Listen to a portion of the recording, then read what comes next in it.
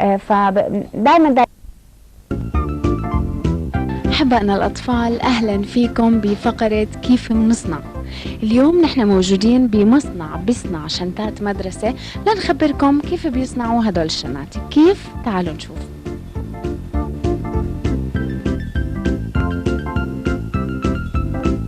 أصدقائي، في البداية رح نتعرف على القماش اللي بيصنعوا منه الشناتي. هذا هو طبعا بيكون في منه عدة ألوان. هذا عبارة عن كتان، بس أكيد هذا القماش مش زي القماش الأواعي اللي بتلبسوه، هذا ووتر بروف خاص للشناتي. طيب هاي القماشة كيف ممكن إنها تصير شنطة؟ هلأ رح نعرف. محمد، بدك تخبرنا كيف بداية ما بدنا نصنع شنطة، إيش بنعمل أول إشي؟ هاي الشنطة بنطلعها من على الكتالوج من الأول، بيكون هاي كل مكونات الشنطة، بناخذ مقاساتها على المظبوط، بتطلع هاي وبنبلش نفصل فيها. هاي هيك بكون مكونات الشنطة. هاي تقريبا 14 قطعة الشنطة. هاي اسمه الظهر، هاي القاعدة بتكون من تحت، هاي الوش، هاي الجنب، هاي الجيبة، وهدول بكون حليات، وهاي الكتف من ورا اللي بشيله من هون، بكون هاي تكوينات الشنطة من هون. يعني أول إشي بتقصوا هذا كرتون؟ كرتون. بتقصوا شكل الشنطة اللي انتوا شفتوها على كرتون، هيك بيطلع الأشكال. أوكي، بعد هيك بنفصلها. هيك بكون هذا الظهر أول شيء، هاي هيك بيطلع.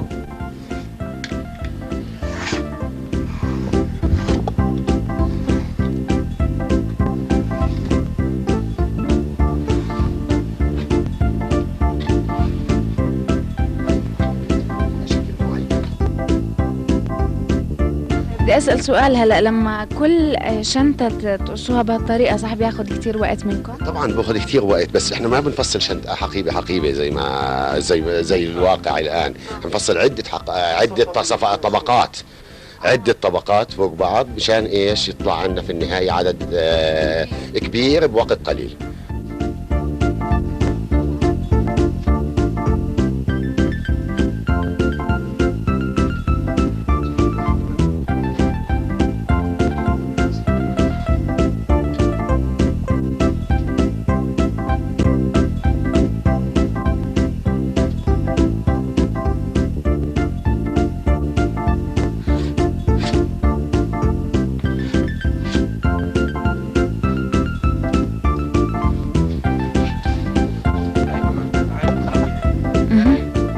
إذا هاي القماشة اللي قصيناها هلا رح يطلع عنا بالنهاية هاي شكل الشنطة. هاي بعد ما قصينا قطع الشنطة رح نشوف الخطوة اللي بتصير بعديها. هلا ايش بدك تعمل محمد؟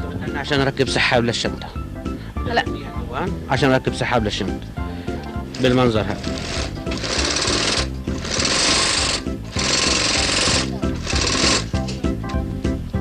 بعد هيك بركب السحاب هذا. بهاي المرحله ببدا يركب السحاب على الحقيبه، والسحاب بيركب اول شيء في الحقيبه دائما وابدا. قطع السحابات بعد التثنيه مباشره ببلش في تركيب السحابات.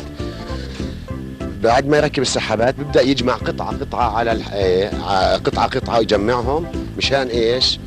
ينتهي في النهايه لجمع الحقيبه كامله. بعد هيك بيجمع الجيبه وراح ننزلها على وجه الحقيبه.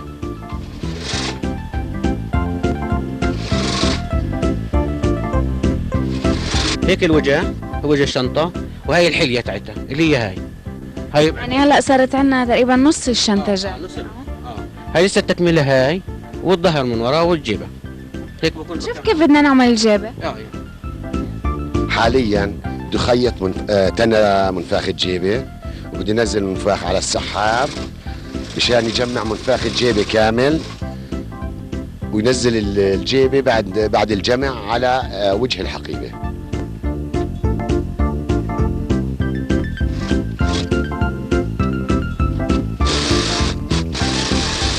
حاليا بيروح على مرحله ثانيه، على ماكينه ثانيه، مشان يلفوا له المغز او نهايه المنفاخ. الان بعد ما لفينا المغز على المنفاخ تبع الحقيبه، هون بتم تجميع وجه الجيبه مع المنفاخ.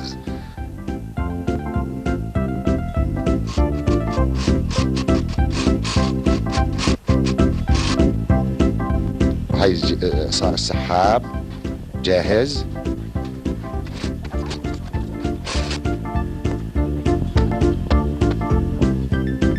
صار عندنا هيك الآن الجيبة جاهزة زائد السحاب. بجمع القطعة هاي زائد غطاء السحاب مع السحاب مشان يكمل الوجه كامل.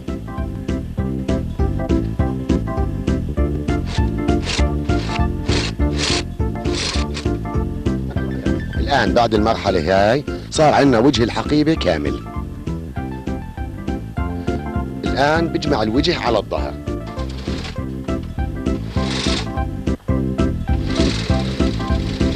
والآن بده يعمل الحمالة الكبيرة اللي هي بالطريقة هاي تطلع في النهاية على الحقيبة.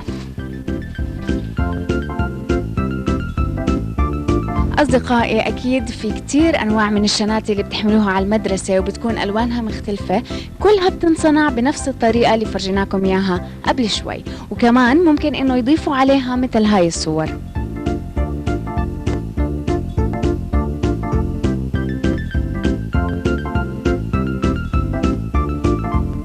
أصدقائي لليوم إن شاء الله بنكون خبرناكم كيف صنعنا الحقائب المدرسية. بشوفكم بحلقة جديدة من كيف بنصنع.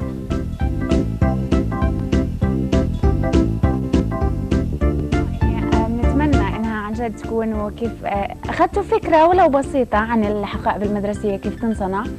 رح أرحب أكيد هلأ بالضيوف الموجودين معي بالاستديو اليوم. معنا